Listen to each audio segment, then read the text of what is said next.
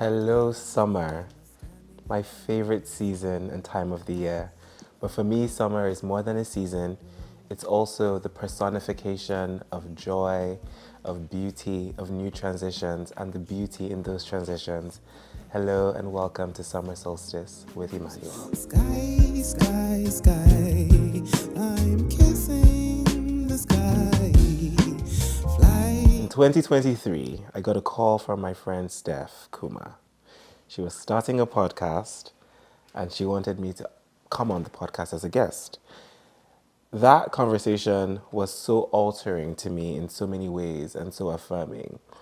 But the principle and the idea behind the entire podcast series was even more remarkable.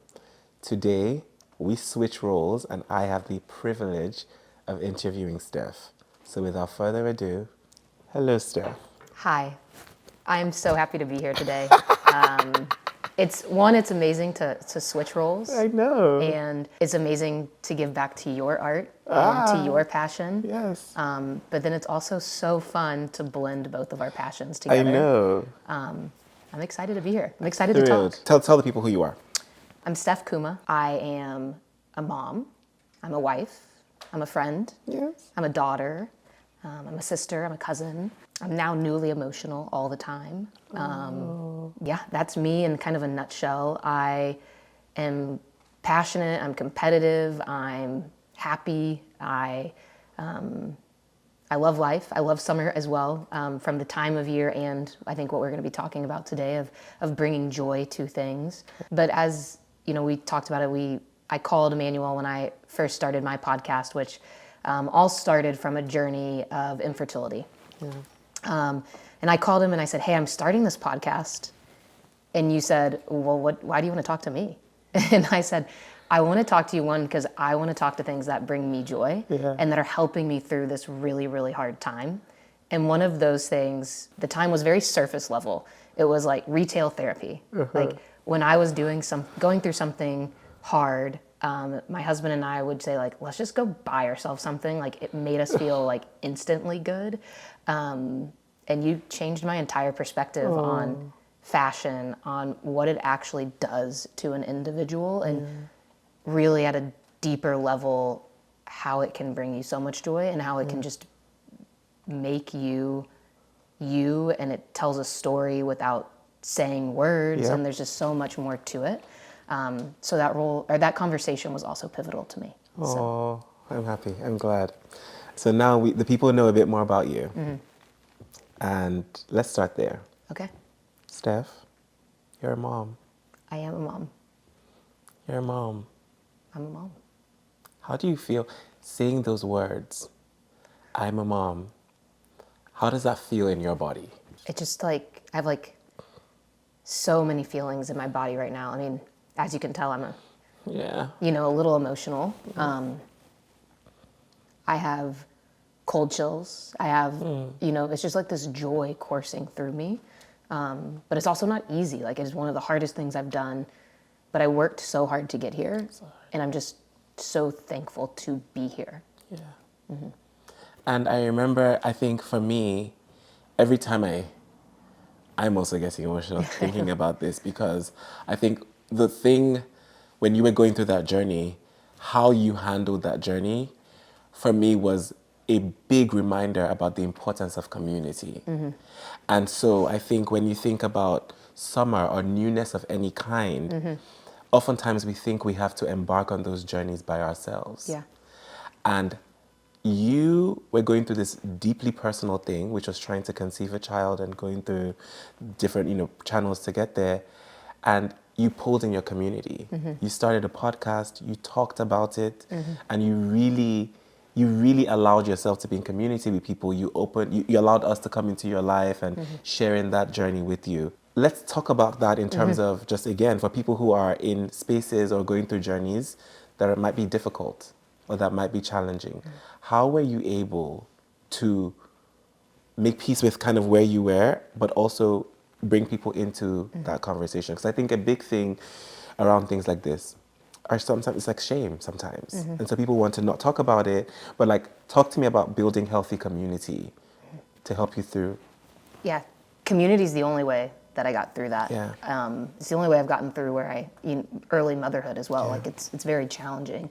I think one of the things that made me really passionate about starting the podcast or talking about it is I realized early on that if I was open about what I was going through, people wanted to support me. People wanted to help out. And I think it clicked for me mainly at work.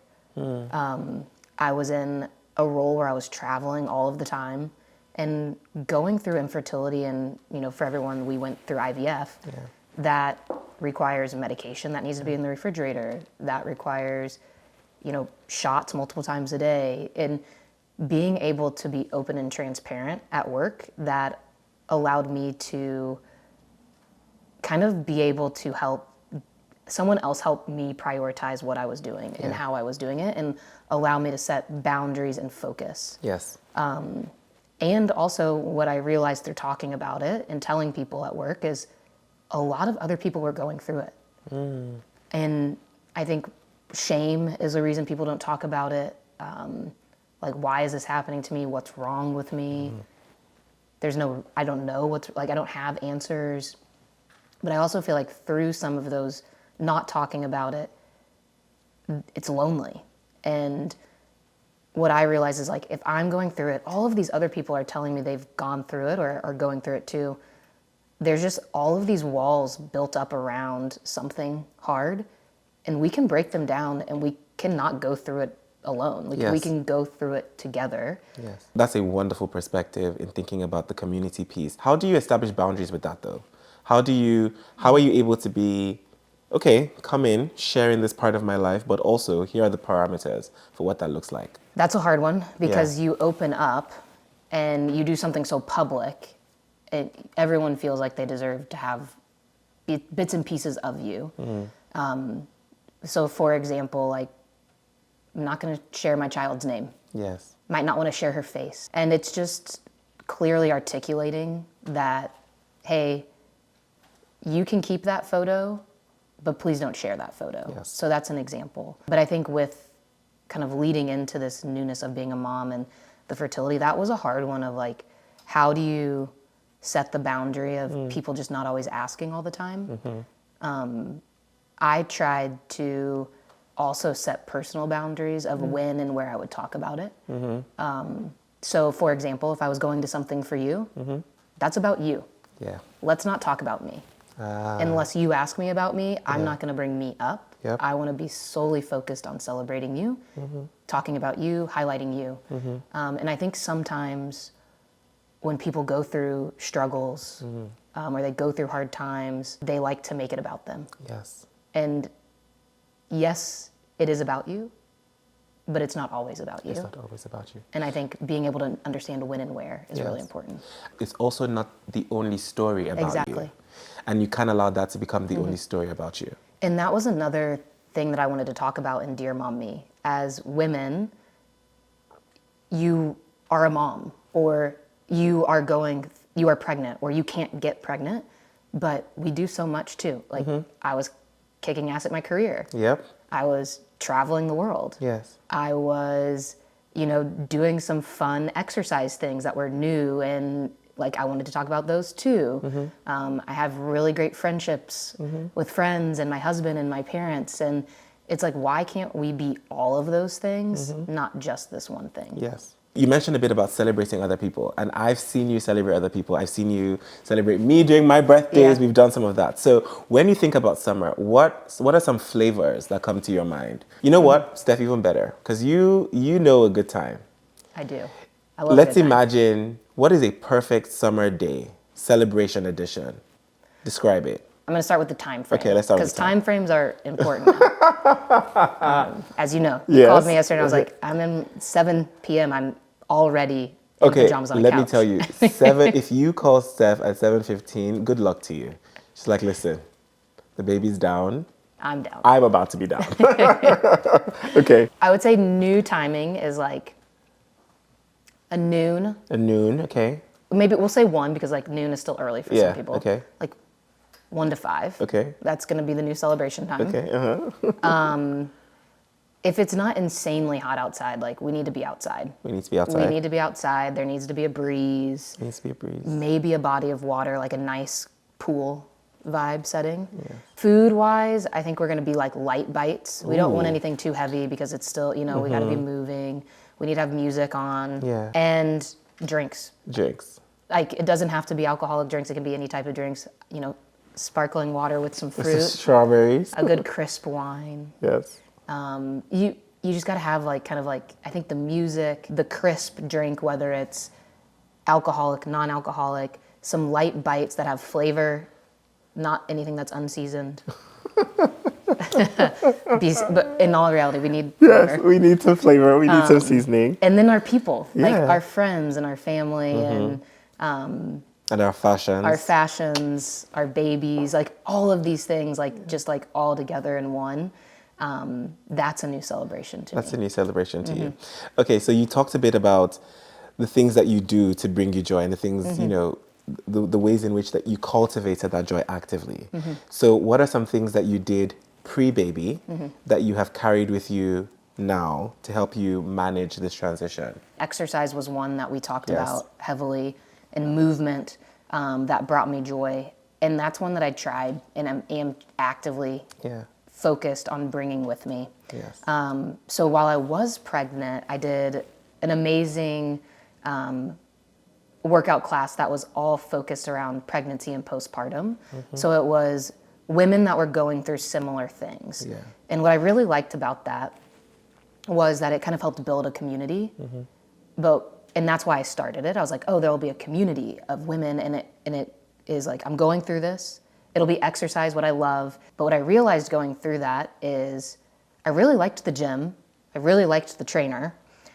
So I did all of that through pregnancy, and then postpartum, I started going back to this trainer personally, like one-on-one training sessions. And around 6-8 weeks, I started going to this trainer one-on-one for strength training. Sometimes my daughter would come with me, which was always fun. It's always fun when I can like meld what I love with her. Yes. But it was a place that like this 45 minutes was for me, doing something that I love, and I did it no matter what. Like, we didn't let anything stop that 45 minutes from happening, and I'm continuing to do it.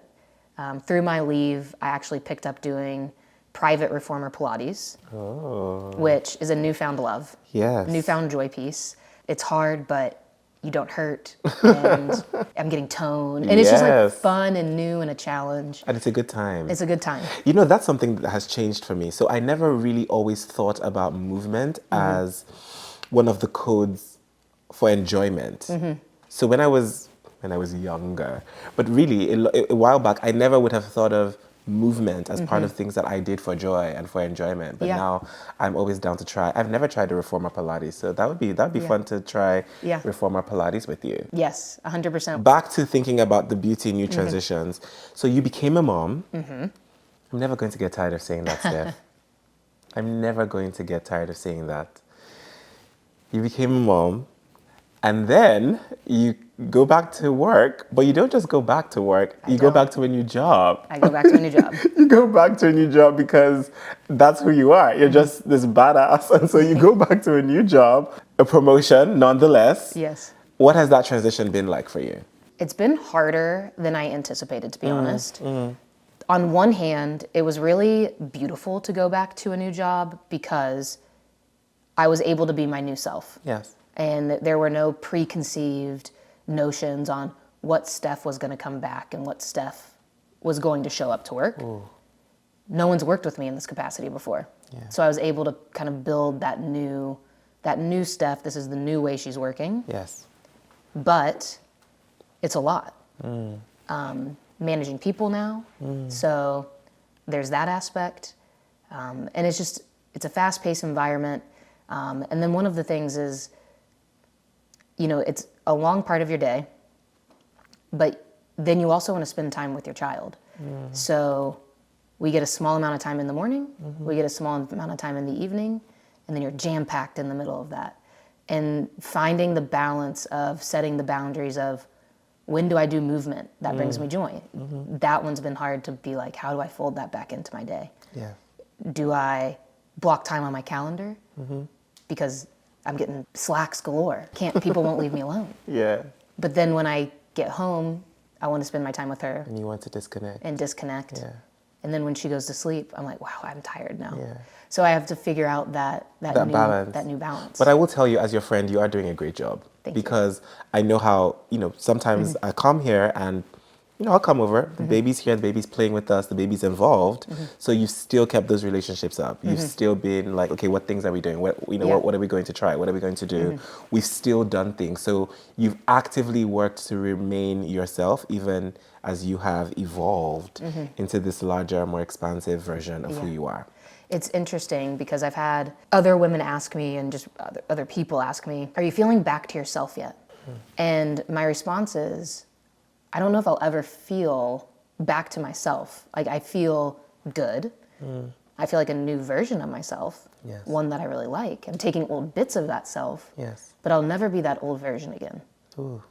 So my answer is no, but I've grown into this new person Yeah. and I'm feeling amazing. If summer was a color, what would it be? So I've been thinking about this. And I decided purple. Oh, But tell me why. Because when I think back of the past couple months, purple, my daughter looks really good in purple. And some of her favorite clothes are the purple clothes. And then now I've started navigating towards purple. Like my phone case is purple. My iPad case is purple. Like I'm just navigating to this very purple lens. Okay. But it's not it's like a light purple. Ooh, okay. Like a lilac. Like a lilac. Like a yes. lilac. So Very lilac. soft. Yeah. Because I've realized I really like that color. You really like that color. So It looks good. it would be lilac yeah, to you. it'd be lilac. Let's send a postcard to Steph. Let's send a postcard to Steph 10 years from now. Look in the camera and what do you want to say to her about this summer and this moment in your life? Live in the moment. Live in the moment. You're doing great. I think you're going to continue to do great. And just keep it up. Keep it up. Steph, thank you so much for speaking with me. Thank you. I have tremendous admiration for you and the way you have moved through your life, the way you have moved through difficult circumstances, and you have kept your joy, you have cultivated your joy, and even in this conversation, pulling us in and sharing. I hope that you feel seen, I hope you feel affirmed, and I hope you never forget how loved you are. Thank you. And thank you for giving platforms like this. It's not every day that someone as amazing as you calls me up and says, hey, can we talk? And I'm so thankful that you thought of me. And I'm so thankful to be in your orbit because it's beautiful. Oh, I love you, my I friend. love you too. Let's toast with our summery beverage of sparkling water and strawberries. That's so refreshing. That's so refreshing. And, this is just the beginning, because, we will be outside. We will. We will be outside enjoying a meal or two. And to everyone who's been listening, just as we are certain that the sun will rise during the summer, may you live every day of your life with the certainty that only the best things are making their way towards you, and that you will abide in goodness and peace and joy. May you trust in the timing of your life, and may you continue to cultivate your peace, cultivate your joy, and bask in the glory of all that you are in this moment, in this time, while trusting that the best is yet to come. I'm rooting for you. I wish you well. Take care. This has been a crossover episode with Summer Solstice with Immanuel and Dear Mom Me. Listen to Dear Mom Me everywhere you get podcasts, and you can find Summer Solstice with Immanuel on YouTube. Go listen and tell a friend to tell a friend to tell a friend. Bye. Pump my blood with bravado. I'm 10 feet tall. Let go of all the sorrow, the present.